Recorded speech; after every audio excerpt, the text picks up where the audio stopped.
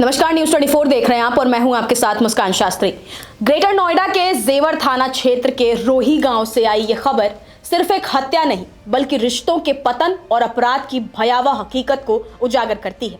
एक 14 साल की बच्ची अंजलि, जिसे सबसे ज्यादा सुरक्षित महसूस करना चाहिए था अपने ही घर में, वही उसका सबसे बड़ा खतरा बन गया। उसका सौतेला पिता। आरोप है कि सौतेले पिता सुरेंद्र की नीयत अपनी ही नाबालिग बेटी पर खराब थी। बच्ची ने हिम्मत जुटाकर यह बात अपने ननिहाल में बताई, लेकिन यही सच उसकी मौत की वजह बन गई। शिकायत से बौखलाए आरोपी ने 20 अप्रैल को अंजलि की हत्या कर दी और पहचान छुपाने के लिए शव को यमुना पुष्ता के किनारे झाड़ियों में फेंक दिया। यहां तक भी बात खत्म नहीं होती है। अपराध को छुपाने के लिए उसी पिता ने पुलिस के पास जाकर बेटी की गुमशुदगी की रिपोर्ट दर्ज कराई ताकि शक की सुई कहीं और घूम जाए। लेकिन जब पुलिस ने जांच शुरू की तो कहानी की परतें खुलती चली गई। 28 अप्रैल को जब झाड़ियों से शव बरामद हुआ तो वो जानवरों द्वारा बुरी तरह से छत विछत किया जा चुका था। एक ऐसा दृश्य जो किसी भी इंसान को अंदर तक झकझोर दे। ग्रेटर नोएडा जोन के डीसीपी डॉक्टर प्रवीण रंजन ने बताया कि पुलिस ने सुरेंद्र को हिरासत में लेकर सख्त पूछताछ की तो शुरुआती दौर में आरोपी लगातार पुलिस को गुमराह करता रहा, लेकिन सख्ती के बाद जब पुलिस ने पूछताछ की तो आरोपी टूट गया और अपनी ही बेटी की हत्या की बात कबूल कर ली। आरोपी के निशानदेही पर पुलिस यमुना पुष्ते के पास पहुंची और झाड़ियों के बीच से नाबालिग का शव बरामद किया गया। शव कई दिन पुराना होने के कारण कंकाल में तब्दील हो चुका था। पुलिस ने यह भी बताया कि आरोपी ने शव को छुपाने के लिए बेहद ही खौफनाक तरीका अपनाया। वो शव को ई रिक्शा में ईंटों के बीच रखकर कानीगढ़ी और गोविंदगढ़ के पास यमुना पुष्ते तक ले गया और झाड़ियों में फेंक दिया। उन्होंने ये भी बताया कि आरोपी ने पूरी साजिश बेहद सोच समझकर रची थी ताकि किसी को शक ना हो, लेकिन सीसीटीवी फुटेज और तकनीकी जांच ने उसकी पोल खोल कर रख दी।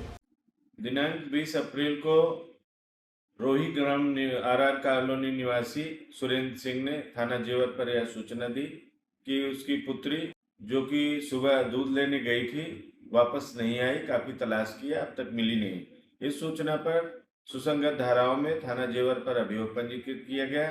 विवेचना प्रारंभ की गई। विवेचना के अनुक्रम में यह तथ्य प्रकाश में आया कि सुरेंद्र सिंह चचेरा पिता था।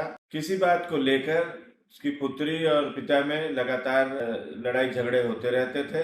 दिनांक 20 अप्रैल को भी किसी बात को लेकर पिता पुत्री में झगड़ा हुआ। इस सूचना पर गहनता से सुरेंद्र सिंह वादी से पूछताछ की गई तो वादी ने स्वीकार किया कि 20 अप्रैल को पुत्री के साथ कुछ विवाद हुआ। उस विवाद में सुरेंद्र सिंह ने उसकी पिटाई कर दी। पिटाई के दौरान ही उसकी मृत्यु हो गई। मृत्यु के उपरांत उसके शव को यमुना पुष्ता के जंगल में ले जाके छुपा दिया। वादी की निशानदेही पर ही उसकी पुत्री का शव बरामद किया गया।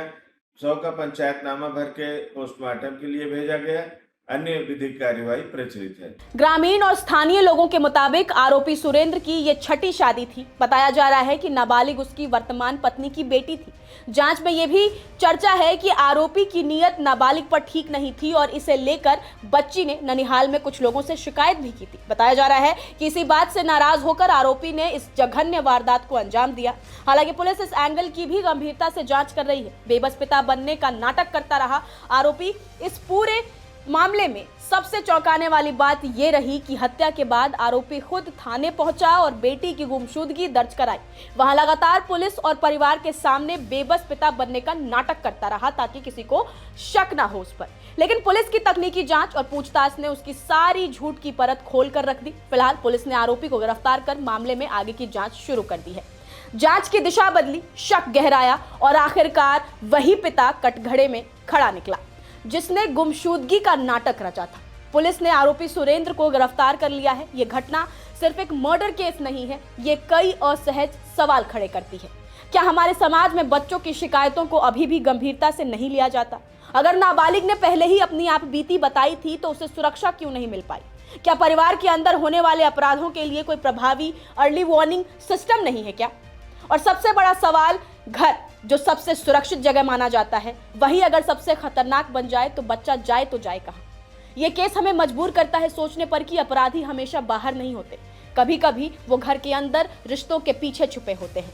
ये सिर्फ अंजलि की हत्या नहीं, ये भरोसे की हत्या है, बचपन की हत्या है और सिस्टम की उस चूक का आईना है जहां एक बच्ची मदद मांगती रही लेकिन उसे बचाया नहीं जा सका। फिलहाल आप इस पूरी घटना पर क्या कुछ कहेंगे, अपनी राय हमें कमेंट कर जरूर बताएं। नमस्कार, मैं हूं मानक गुप्ता। अगर आपको हमारा ये वीडियो पसंद आया हो तो इसे लाइक और शेयर जरूर करें और हाँ, हमें सब्सक्राइब और फॉलो करना ना भूलें ताकि आप देश और दुनिया की कोई खबर मिस ना करें। तो जुड़े रहिए हमारे साथ और देखते रहिए न्यूज़ 24।